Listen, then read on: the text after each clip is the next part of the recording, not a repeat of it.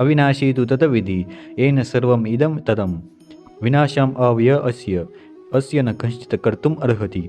जो सारे शरीर में व्याप्त है उसे ही तुम अविनाशी समझो। उस अव्ययी आत्मा को नष्ट करने में कोई भी समर्थ नहीं है।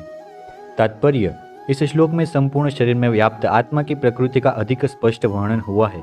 सभी लोग समझते हैं कि जो सारे शरीर में व्याप्त है वह चेतना है। प्रत्येक व्यक्ति को शरीर में किसी अंश या पूरे भाग में सुख दुख का अनुभव होता है, किंतु चेतना की यह व्याप्ति किसी के शरीर तक ही सीमित रहती है।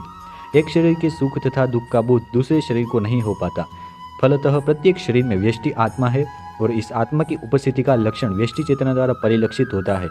इस आत्मा को बाल के अग्रभाग के 10,000वें भाग के तुल्य बताया जाता है। श्वेताश्वतर उपनिषद में इसकी पुष्टि हुई है। बालाग्रशत भाग्यस्य शतधा कलिप्त्यस्य च भागो जीवः स विज्ञेयः स चान्यत्याय कल्प्यते। यदि बाल के अग्रभाग को 100 भागों में विभाजित किया जाए और फिर उनमें से प्रत्येक भाग को 100 भागों में विभाजित किया जाए तो इस तरह के प्रत्येक भाग की माप आत्मा का परिमाण है। इसी प्रकार यही कथन निम्नलिखित श्लोक में भी मिलता है। केशाग्रसत भाग्यस्य शतांशः सादृश्यात्मकः जीवः सूक्ष्मरूप्योऽयं संख्यातीतो हि चित्कणः। आत्मा के परमाणुओं के अनंत कण है जो माप में बाल के अगले भाग के 10,000वें भाग के बराबर है। इस प्रकार आत्मा का प्रत्येक कण भौतिक परमाणुओं से भी छोटा है और ऐसे असंख्य कण है। यह अत्यंत लघु आत्म स्फुलिंग भौतिक शरीर का मूल आधार है और इस आत्म स्फुलिंग का प्रभाव सारे शरीर में उसी तरह व्याप्त है जिस प्रकार किसी औषधि का प्रभाव व्याप्त रहता है। आत्मा की यह धारा सारे शरीर में चेतना के रूप में अनुभव की जाती है और यही आत्मा के अस्तित्व का प्रमाण है। सामान्य से सामान्य व्यक्ति भी समझ सकता है कि यह भौतिक शरीर चेतना रहित होने पर मृतक हो जाता है और शरीर में इस चेतना को किसी भी भौतिक उपचार से वापस नहीं लाया जा सकता। अतः यह चेतना भौतिक संयोग के फल स्वरूप नहीं है, अपितु आत्मा के कारण है।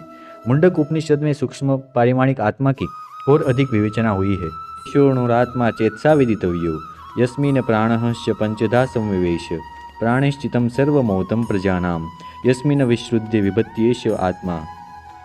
आत्मा आकार में अणुतुल्य है जिसे पूर्ण बुद्धि के द्वारा जाना जा सकता है।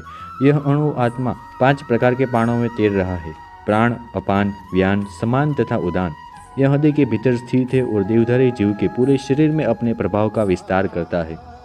जब आत्मा को 5 वायुओं के कल्मश से शुद्ध कर लिया जाता है तो इसका आध्यात्मिक प्रभाव प्रकट होता है। हठ योग का प्रयोजन विविध आसनों द्वारा उन 5 प्रकार के प्राणों को नियंत्रित करना है जो आत्मा को घेरे हुए है। यह योग किसी भौतिक लाभ के लिए नहीं अपितु भौतिक आकाश के बंधन से अणु आत्मा की मुक्ति के लिए किया जाता है।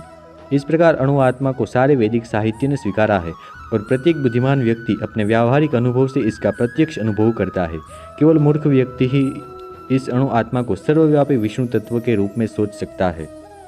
अणु आत्मा का प्रभाव पूरे शरीर में व्याप्त हो सकता है। मुंडक उपनिषद के अनुसार यह अणु आत्मा प्रत्येक जीव के हृदय में स्थित है और जो कि भौतिक विज्ञान इस अणु आत्मा को माप सकने में असमर्थ है, अतः उनमें से कुछ यह अनुभव करते हैं कि आत्मा है ही नहीं। व्यष्टि आत्मा तो निसंदेह परमात्मा के साथ साथ हृदय में है और इसीलिए शारीरिक गतियों की सारी शक्ति शरीर के इसी भाग से उद्भूत होती है। जो लाल रक्तकण फेफड़ों से ऑक्सीजन ले जाते हैं वे आत्मा से ही शक्ति प्राप्त करते हैं। अतः जब आत्मा इस स्थान से निकल जाता है तो रक्त उत्पादक संलयन बंद हो जाता है। औषधि विज्ञान लाल रक्तकणों की महत्ता को स्वीकार करता है किंतु वह यह निश्चित नहीं कर पाता कि शक्ति का स्रोत आत्मा है। जो भी हो, औषधि विज्ञान यह स्वीकार करता है कि शरीर की सारी शक्तियों का उद्गम स्थल हृदय है। पूर्ण आत्मा के ऐसे अणुकणों की तुलना सूर्य प्रकाश के कणों से की जाती है। इस सूर्य प्रकाश में असंख्य तेजोमय अणु होते हैं। इस प्रकार परमेश्वर के अंश उनकी किरणों के परमाणु संफुलिक है और प्रभा या पराशक्ति कहलाते हैं। अतः चाहे कोई वैदिक ज्ञान का अनुगामी हो या आधुनिक विज्ञान का, वह शरीर में आत्मा के अस्तित्व को नकार नहीं सकता। भगवान ने स्वयं भगवत गीता में आत्मा के इस विज्ञान का विशद वर्णन किया है।